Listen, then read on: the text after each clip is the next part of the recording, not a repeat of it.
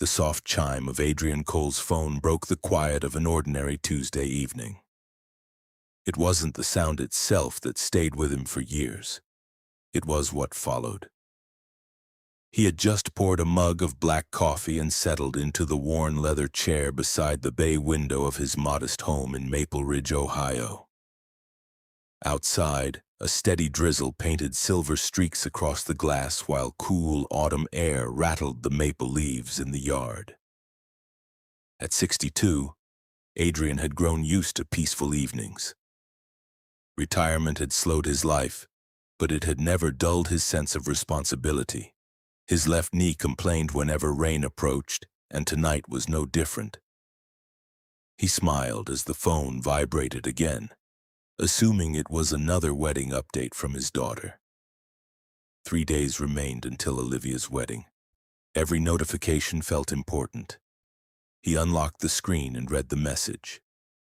"Dad, please don't ask any more questions about Evan's parents. They won't be at the wedding, and it's better if you never meet them." He stared at the words. Then he read them again. Finally, he adjusted his glasses and read them a third time, hoping he had misunderstood. He hadn't. The coffee cooled untouched in his hands as silence settled over the room. His eyes drifted toward the fireplace where a framed photograph of his late wife, Claire, rested beneath a small brass clock. She was laughing in the picture, wearing the green sweater she always claimed made her look older.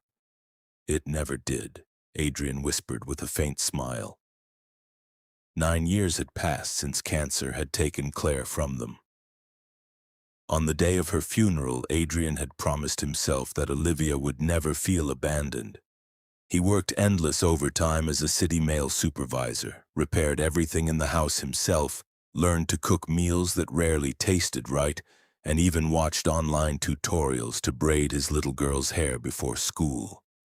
He had paid for orthodontics, college tuition, her first apartment, emergency car repairs, and nearly half the cost of the upcoming wedding.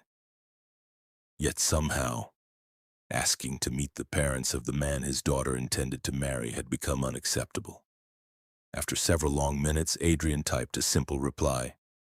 "Okay, I won't ask again." Nothing more. Half an hour later, Olivia called. "Dad?" "Hi, sweetheart. You aren't upset, are you?" There was hesitation in her voice, not concern but caution, as if she hoped a problem had already disappeared. "I'm fine," Adrian answered gently. "I just thought parents usually meet before their children get married. It's complicated. So are most families. You'll understand someday." Her answer sounded rehearsed. He chuckled softly. "I hope I will." She immediately changed the subject, discussing seating arrangements and flower deliveries before ending the conversation with a quick, "Love you." "I love you too." The line disconnected. Adrian stared at the dark screen. She had said she loved him, but she had never answered his question. The following evening, he drove his aging blue Chevrolet pickup across town to meet Olivia and her fiancé for dinner. The truck had nearly 200,000 miles on it, faded paint, and a dent on the passenger door from backing into his own mailbox years earlier. It wasn't pretty. Neither was he. But both still worked. The restaurant overlooked a quiet river lined with glowing streetlights. Inside, polished wood floors and elegant chandeliers reflected the wealth of customers who clearly belonged there. Olivia hurried over first. She looked radiant. For one brief moment, Adrian forgot every uncomfortable conversation from the previous night. Then Evan arrived. He greeted Adrian with a confident smile and an overly firm handshake. "Mr. Cole, it's great to see you again." "Call me Adrian." Dinner began pleasantly enough. They discussed wedding decorations, honeymoon plans, and unpredictable Ohio weather. Evan entertained the table with stories about his growing real estate business, earning several laughs. Everything looked perfectly normal. That was exactly why Adrian finally asked the question that had been bothering him. "So," he said casually while setting down his fork, "when do I finally get to meet your parents?" Olivia immediately glanced at Evan, not naturally, automatically, as though she had been waiting for him to answer. Evan calmly folded his napkin before speaking. "My family has been through some painful things. I'm sorry to hear that. They prefer privacy." "I understand," Adrian replied kindly. "I wasn't asking for personal history. I simply wanted to shake their hands before the wedding." Evan leaned forward slightly. "If you care about Olivia, you'll let the past stay buried." His words remained polite. His tone did not. Instead of answering a simple question, he had somehow turned Adrian into the problem.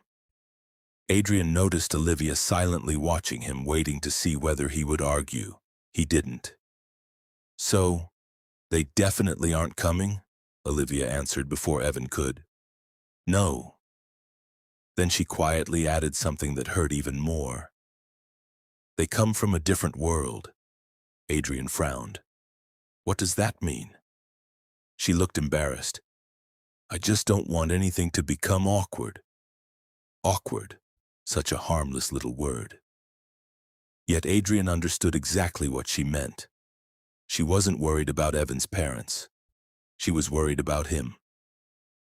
The retired postal supervisor whose jackets came from department store sales. The widower who still drove an old pickup. The father whose life no longer looked impressive beside successful business owners. For the first time since Claire's death, Adrian wondered whether his daughter had begun seeing him through someone else's eyes. He forced a gentle smile. "Well, I suppose everyone wants the day to go smoothly." Relief immediately appeared on Olivia's face. The conversation ended, but something inside Adrian had quietly begun to break. That night, after returning home, he parked in his driveway but didn't go inside. Rain tapped softly against the windshield while the truck's engine cooled in silence. Maybe he was overthinking everything. Maybe Evan truly had painful family issues. Maybe Olivia was simply trying to protect everyone. Adrian wanted desperately to believe that. He truly did. Then his phone buzzed with an email from the wedding planner. The subject line read, "Updated seating arrangement." Without realizing it, Adrian opened the attachment. A single detail on the seating chart instantly erased every comforting explanation he had been trying to believe. Adrian barely slept that night. The seating chart remained open on his dining room table beside a half-empty mug of cold coffee. Every few minutes he found himself reading the same two names printed at table 5. Harold Bennett, Margaret Bennett. If Evan's parents truly weren't attending, why were seats reserved for them? The planner hadn't marked the chairs as vacant. Someone expected those guests to arrive, which meant someone had lied. The next morning, Adrian tried convincing himself to ignore it. He woke before sunrise, as he always did, fed the robins that gathered on his back deck, brewed fresh coffee, and sat quietly with a legal pad. Across the top, he wrote one question. Who are the Bennetts? He stared at the page for nearly a minute before crossing it out. "This isn't your business," he muttered. He folded the notebook shut. 5 minutes later, he grabbed his truck keys. Years of working for the Postal Service had taught Adrian one valuable lesson. Public records often revealed more truth than private conversations. He drove to the county records office, where a cheerful clerk directed him to the public property database. Typing, Bennett produced dozens of results. Too many. He searched patiently for almost 90 minutes, eliminating address after address until one listing caught his attention. Bennett Family Properties, LLC. The registered address was less than 20 minutes from his own neighborhood. Adrian frowned. If this was Evan's family business, why had Olivia insisted they were practically unreachable? curiosity won. He drove toward the quiet suburban neighborhood listed on the registration. Tall oak trees shaded immaculate homes with carefully trimmed lawns and expensive stone driveways.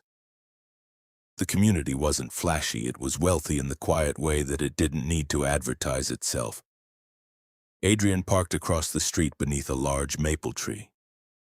Nothing happened for nearly 20 minutes. He began wondering if he had made a fool of himself. Then a silver Mercedes pulled into the driveway. Evan stepped out first. A second later, Olivia climbed out from the passenger side. She laughed at something he whispered before they walked together toward the front porch. The front door opened immediately. An elegant woman in her early 60s hurried outside with a warm smile and embraced Olivia like family. Moments later, a tall, gray-haired man joined them, placing one hand proudly on Evan's shoulder.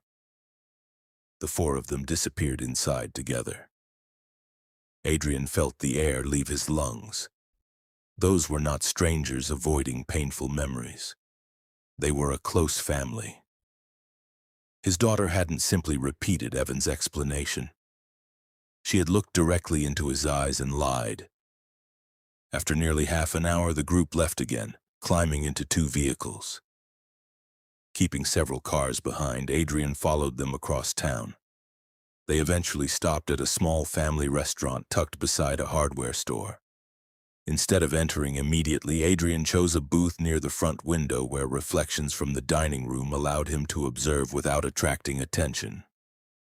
Most of their conversation was lost beneath the sounds of dishes and quiet music.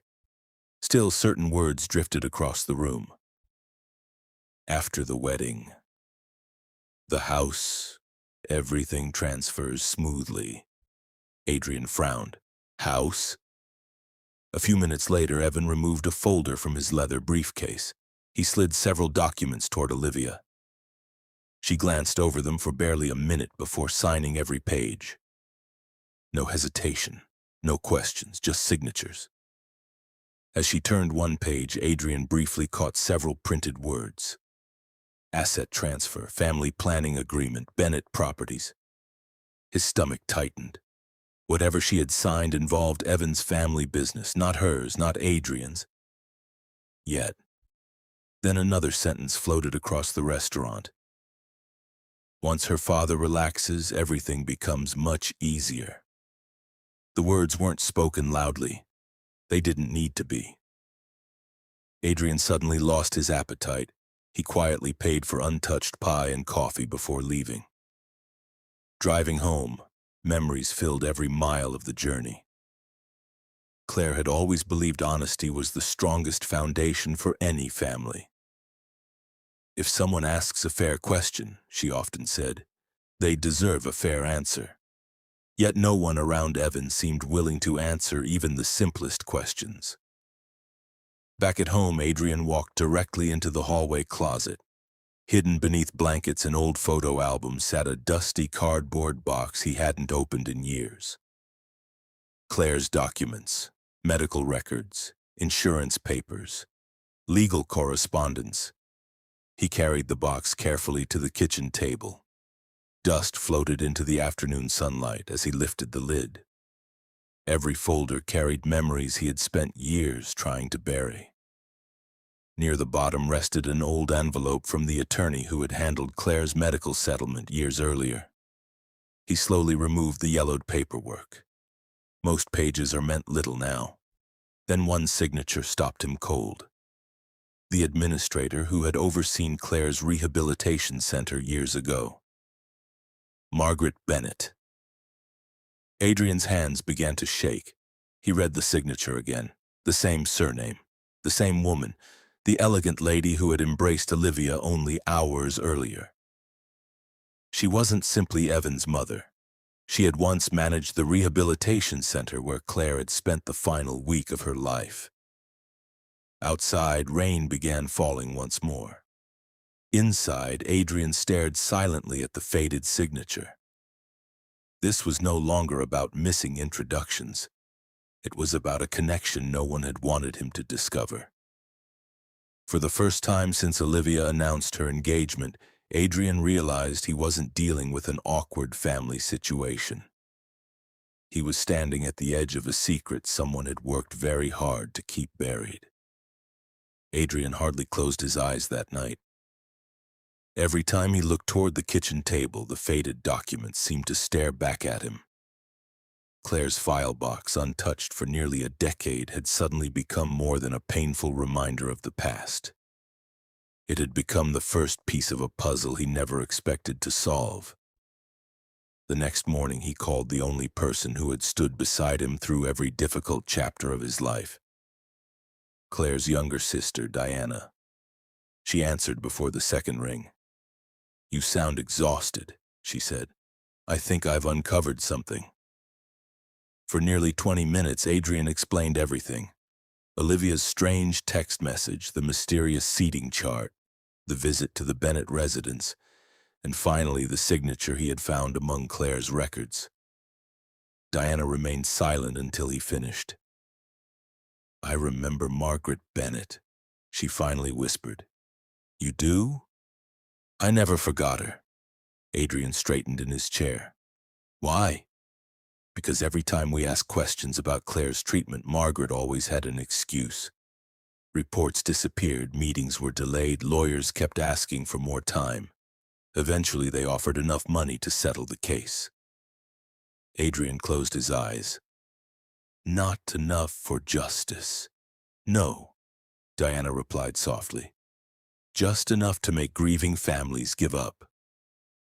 The words settled heavily in the room. For years, Adrian had believed he simply lacked the strength to continue fighting. Now he wondered if someone had counted on exactly that. Before hanging up, Diana gave him another name. "You should speak with Linda Harper." "Who's Linda?" "One of the nurses who worked at the rehabilitation center. If anyone remembers what happened back then, it'll be her." Finding Linda wasn't difficult. She lived alone in a quiet retirement community on the edge of town. Flower pots lined the front walkway, and a small American flag fluttered beside her porch. She opened the door using a silver cane for support. "Can I help you?" "My name is Adrian Cole." She studied him carefully. "My wife was Claire." Recognition immediately crossed her face. "Oh." She stepped aside. "I've wondered whether you'd ever come." Her apartment smelled of fresh coffee and cinnamon cookies. Family photographs covered the walls, while an old jazz station played softly from the kitchen radio. After a few minutes of polite conversation, Adrian finally asked the question weighing on his heart. "Did you know Margaret Bennett?" Linda's smile disappeared. "I knew her far better than I wanted." For the next hour, she spoke honestly. Margaret rarely raised her voice. She didn't need to. Employees feared disappointing her because every mistake somehow became their responsibility instead of management's. When inspectors visited, Linda explained, everyone suddenly worked twice as hard. And afterward, everything went back to normal. Adrian listened quietly. "Were medical records ever changed?" Linda hesitated. "I never saw anyone forge documents. But I saw reports rewritten." She slowly walked to an old filing cabinet and removed a thin folder. "I kept a few things because they never felt right." Inside were staff newsletters, meeting notices, handwritten notes, and photocopies of internal memos. One page immediately caught Adrian's attention. "Medication records must be reviewed before an outside inspection. Signed, Margaret Bennett." "It isn't proof of a crime," Linda admitted. "No. But it shows how they thought." Adrian nodded. Patterns mattered, especially when the same pattern appeared over and over again. Then Linda surprised him. "Do you know when I first met Evan?" Adrian looked up. "He used to visit after school." "As a teenager?" She nodded. "He helped in the administration office, filing paperwork, answering phones, making copies." She paused. "One afternoon I found him practicing someone's signature on scrap paper." Adrian frowned. Did anyone report it? Linda laughed sadly. Report the owner's son? Nobody wanted to lose their job. Silence filled the room. Finally, she said something Adrian knew he would never forget. People rarely become dishonest overnight. Most simply grow up believing the rules don't apply to them. The sentence echoed in his mind long after she stopped speaking. Before Adrian left, Linda handed him one final document. It was a photocopy of an old civil lawsuit. The plaintiff had been an elderly widow. The defendants were Harold Bennett and Evan Bennett. According to the complaint, the family had persuaded the woman to sell her home far below its actual market value through one of their real estate companies. The lawsuit had eventually been settled quietly. No admission of wrongdoing, no public apology. Another family too exhausted to continue fighting. Adrian folded the papers carefully. This investigation was no longer only about Claire. It was becoming clear that the Bennett family had left similar scars on many other lives. As Linda walked him to the front door, she rested one hand gently on his arm. Mr. Cole, he turned. If Olivia marries into that family, they won't just take your trust. She looked directly into his eyes. They'll convince her that sacrificing everything for them is what love looks like. Driving home, Adrian kept the radio turned off. The afternoon sun reflected across the windshield while Linda's warning repeated inside his mind. He wasn't asking himself whether something was wrong anymore. He already knew the answer. The only question left was whether he could uncover the truth before the wedding day arrived. By Friday morning, Adrian's kitchen looked more like a lawyer's office than a home. Claire's old files, Linda's documents, copies of public property records, and the wedding seating chart covered the dining table. Every piece of paper pointed toward the same conclusion. Evan's family had carefully hidden the truth. Still, Adrian understood one important fact. Suspicion wasn't enough. He needed proof. That afternoon, he met with his longtime attorney, Rebecca Lawson, a sharp woman in her late 50s known for staying calm under pressure. She patiently reviewed every document while Adrian explained everything from Olivia's text message to his visit with Linda Harper. When he finished, Rebecca folded her hands. You've uncovered several disturbing patterns, she said.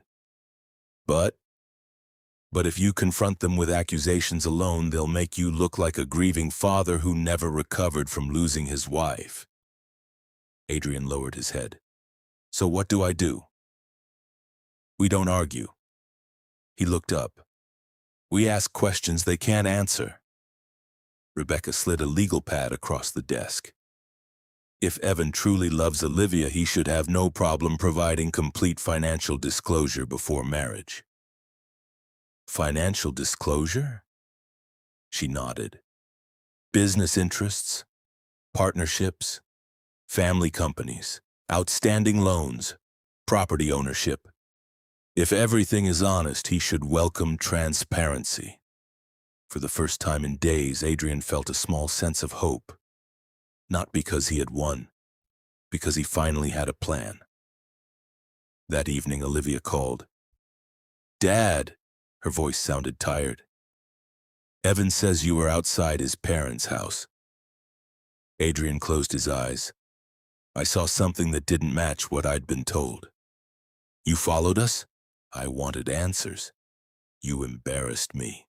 So did discovering that your future in-laws lived 20 minutes away after being told they wouldn't even attend the wedding. Silence filled the line. Finally, Olivia spoke. You don't understand. No, Adrian replied quietly. I don't. Her frustration grew. You've never trusted Evan. I've never been given a reason to.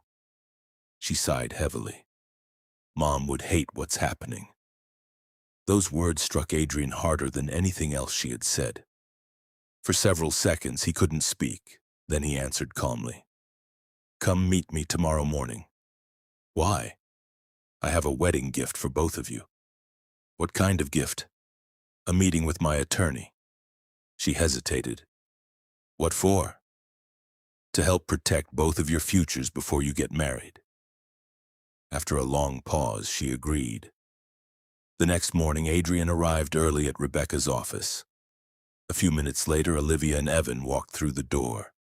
Evan wore an expensive navy suit and carried himself with the confidence of someone who believed every situation could be controlled. Rebecca greeted everyone politely before beginning. Mr. Cole has asked me to review family asset planning before the wedding. Evan smiled. I completely support that. Rebecca nodded. Wonderful. Then this should be simple. She placed several forms on the table. We'll need disclosure of personal assets, business partnerships, outstanding debt, trusts, and family-owned companies. Evan's smile barely changed. Standard procedure. It is, Rebecca continued. We'll also need documentation related to Bennett family properties. For the first time that morning, Evan hesitated. I'm not sure that's necessary. It is if Olivia could eventually become financially connected. That's private. Rebecca remained calm. Transparency shouldn't feel threatening. Olivia looked between them. Evan, why haven't we talked about this company? He answered quickly. It isn't important. Rebecca slid another page across the table. Then completing this section should only take a few minutes. Evan didn't reach for the paper. Instead, he stood. I need to make a phone call. His phone had never rung. He stepped into the hallway, leaving the office door slightly open. A moment later, Adrian heard him whisper. They're asking about the company. No, I didn't tell her. Just stay calm. Olivia heard it too. Color slowly drained from her face. Evan returned wearing the same practiced smile. I'm sorry about that. Rebecca simply folded her hands. We can continue. But Olivia wasn't looking at the paperwork anymore. She was looking at Evan. What didn't you tell me? He forced a laugh. Nothing. You just said there was something. You misunderstood. She stared at him for several long seconds, then she quietly stood. I need some time. Evan's confident expression disappeared. Olivia, I said I need time. Without another word, she picked up her purse and walked out of the office. The room fell silent. Evan slowly turned toward Adrian. For the first time since they had met, there was no friendliness left in his expression. You have no idea what you've started. Adrian rose carefully, ignoring the ache in his knee. No. He looked directly into Evan's eyes. But I'm finally beginning to understand. That evening, the rehearsal dinner began at an elegant lakeside restaurant. Soft music drifted through the room while relatives laughed over appetizers and wedding memories. To everyone else, it looked like the perfect celebration. Only 4 people knew it was balancing on the edge of disaster. Adrian arrived early. Rebecca sat quietly near the back of the room, carrying a slim leather briefcase. A few minutes later, Evan entered with his parents. This time, they weren't introduced as absent relatives. They were simply presented as longtime family friends. Adrian noticed the lie immediately. So did Rebecca. She quietly placed several sealed envelopes beside Adrian's plate. Inside each envelope were copies of public records, property registrations, lawsuit summaries, and old administrative documents connected to the Bennett family. Everything was factual. Nothing was exaggerated. As dinner continued, Evan stood to deliver a toast. When I met Olivia, he began with a smile. I knew I had found someone who believed in honesty, trust, and family. The room applauded. Then Adrian slowly stood. I'd like to offer a toast as well. Every conversation stopped. Holding one envelope in his hand, Adrian looked calmly around the room. I believe every marriage deserves one thing before love. He paused. The truth. The dining room fell completely silent.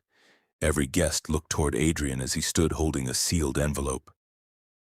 The gentle music playing through the restaurant suddenly felt distant, drowned out by the tension settling over the room.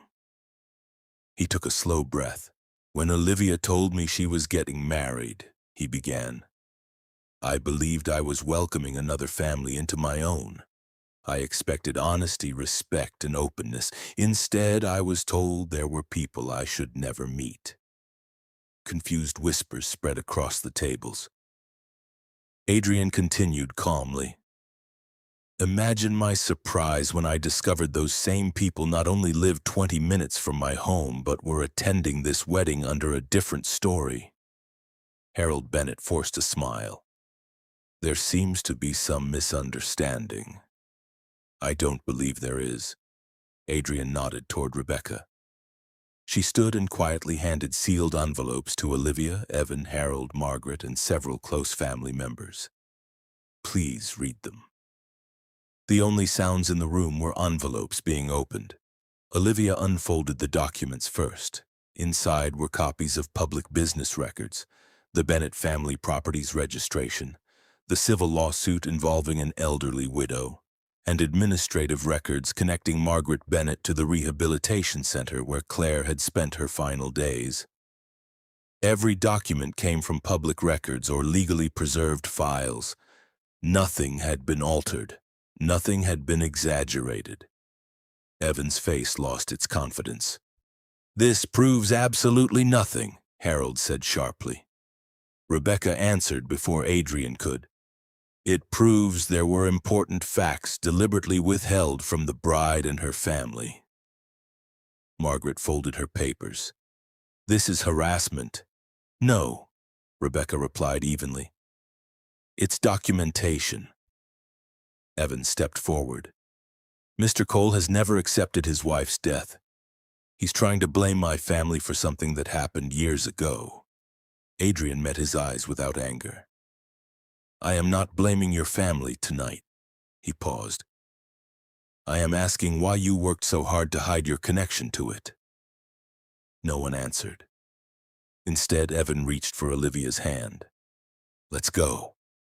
She didn't move. "Olivia." Still, she remained seated. Finally, she looked at him.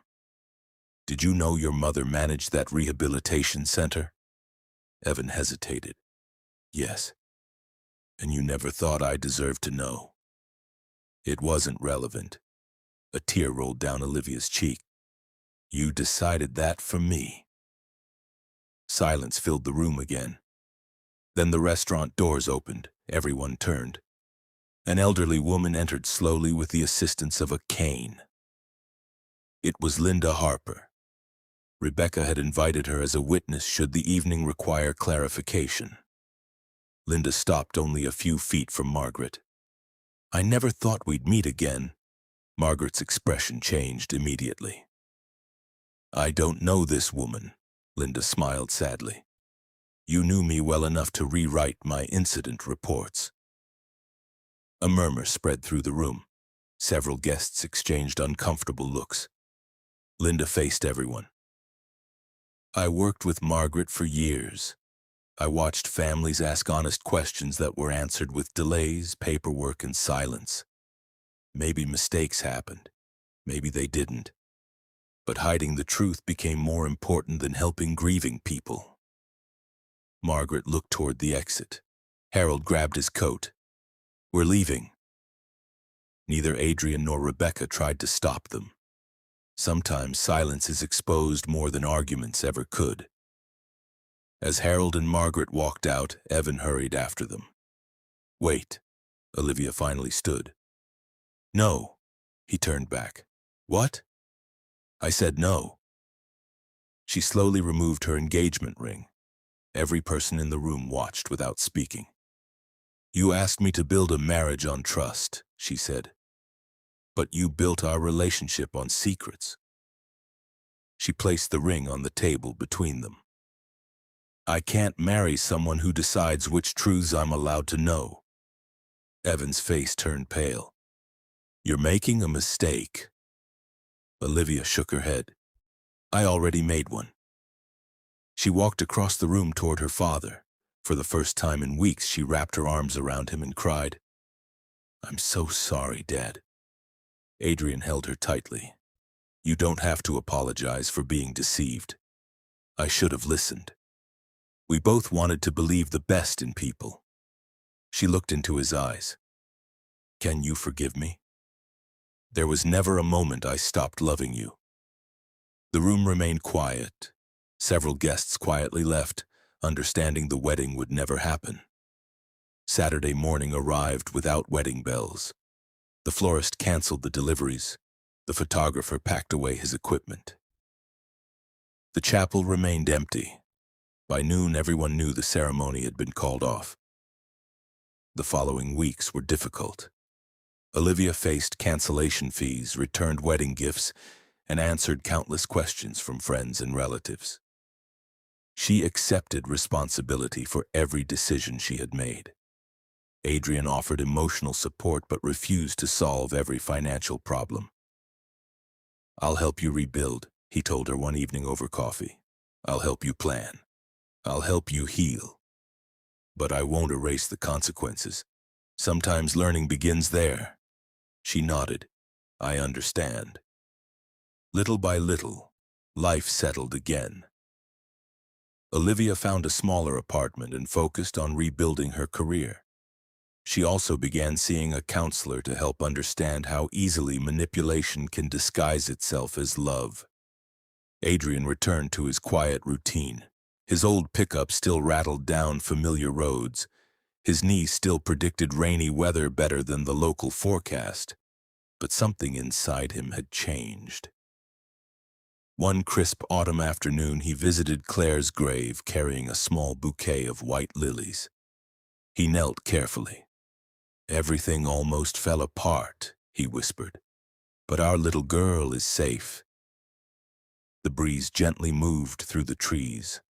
For the first time in years, Adrian felt peace instead of regret.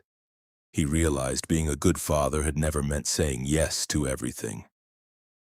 Real love sometimes required difficult conversations, uncomfortable truths, and the courage to stand alone when everyone else chose silence.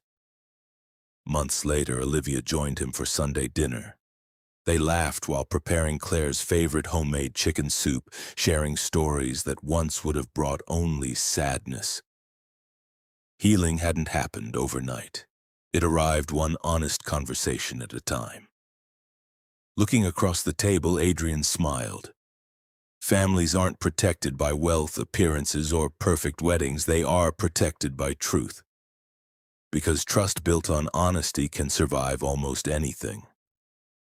Trust built on deception eventually collapses under its own weight. And although the wedding never happened, something far more valuable was saved. A father didn't lose his daughter. A daughter found her way back to the father who had never stopped fighting for her. That, Adrian realized, was the happiest ending either of them could have hoped for.